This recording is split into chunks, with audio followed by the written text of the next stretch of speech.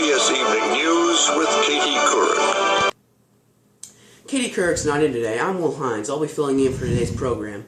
We start off with the Mexican Revolution coming to an end. It has been successful for the Mexican people, overthrowing their harsh dictator, President Diaz, but it has also affected their economy in negative ways. Stay tuned for this groundbreaking story. Oh boy, this always happens to your father. You're clean. You got that right.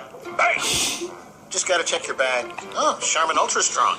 You're cleaner than I thought. Charmin Ultra Strong cleans so much better, it meets even the highest standards of clean.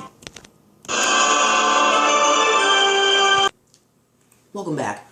By this time, the Mexican people have overthrown their harsh dictator, President Diaz, and are creating the government which they best see fit to their country, which is the presidential system. They've created their own Mexican constitution and are becoming the free country that they wish to be. Let's take a look at this clip from the reading of the Constitution. Slavery is forbidden in the United Mexican States. Foreign slaves entering the country, by this fact alone, are granted freedom and the protection of the laws. The clip above from the reading of the Mexican Constitution is showing us how far they have come as a country, abolishing slavery in their country. After a successful revolution overthrowing the harsh dictator President Diaz, the Constitution is showing us how they have become their own country and have created their government that they see as most fair for them. The Constitution is also showing us how they have been able to create their own laws that they see best, with no one ruling over them unfairly. Although the Mexican Revolution had many positive effects for the country, it also had negative ones, such as the effect on the economy.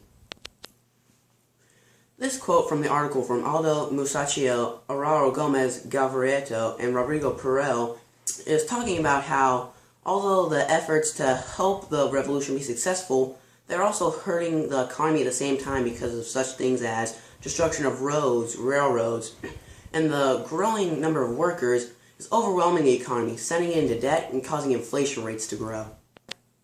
The quote says, "The destruction of highways and railroads which cause serious difficulties in communications and in the transport of raw materials and fishing products, periodically interrupt the production and distribution commerce.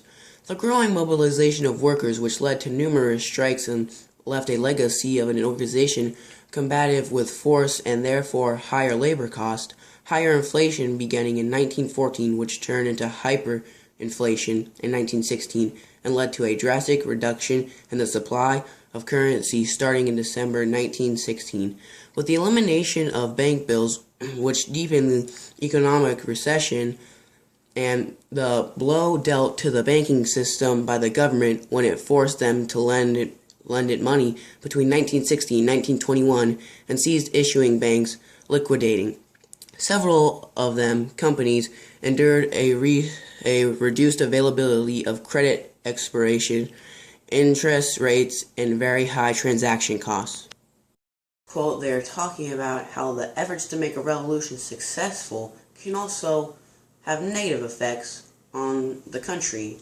In this case, it had a negative effect on the economy. Even though the efforts were to help the revolution be successful, it also can have negative effects, such as this one we see here. Even though there were these negative effects, I'm sure if you ask any Mexican citizen, they'll say the positive outweigh the negative. I'm Will Hines. Thanks for watching. We'll see you next time. For news 24 hours a day, log on to cbsnews.com.